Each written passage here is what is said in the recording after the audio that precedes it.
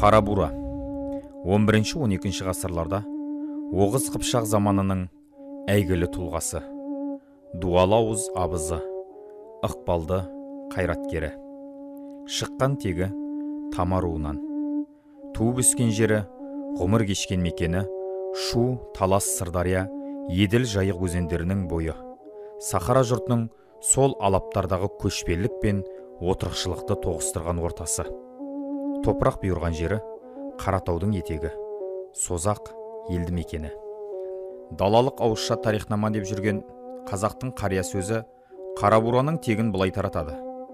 Әйгілі Қырымның 40 батырының бірі Қарадөң болса, одан Жұбаныш, одан Сүйініш, одан Ербегіс, Еркөгіс, одан Тама.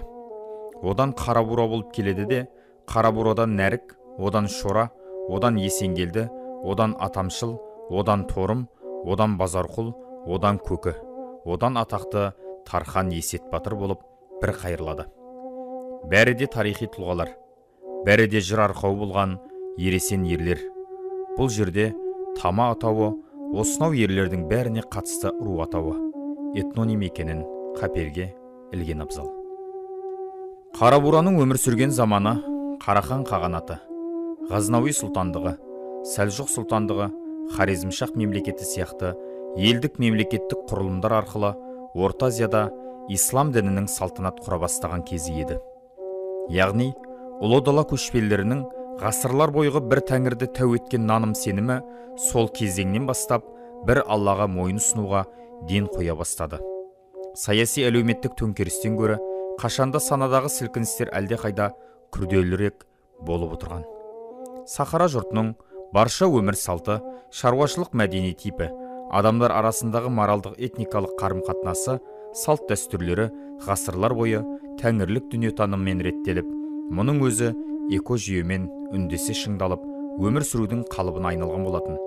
Әрине, мұндай ырғақты өмір салтқа исламдық наным сенімнің, исламдық құндылықтардың араласуы оңай құбылыс емес еді.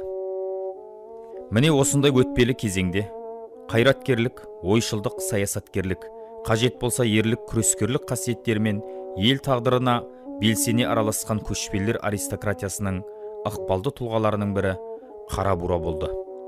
Мұны Қарахан, Салжұқ, Ғазнауи мемлекеттік құрылымдар өміріндегі күрделі ситуациялар ортасында ұдайы Қара бураның да бой көрсетіп отыруынан айқын аңғаруға болады.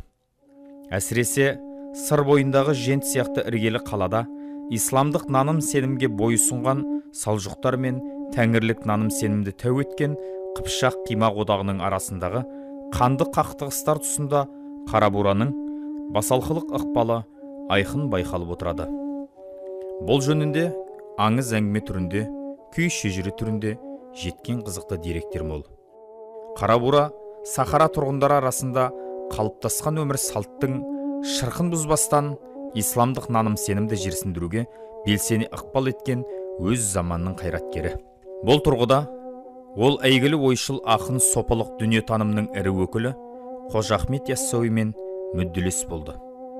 Фәни мен бақи арасындағы құндылықтарды парықтай отырып, адамдар арасында адамгершілік, ізгілік, қанағат, рақымшылдық, адалдық сияқты қасиеттерді өмірдің ең өзекті ұстанымдары ретінде насихаттап отырды.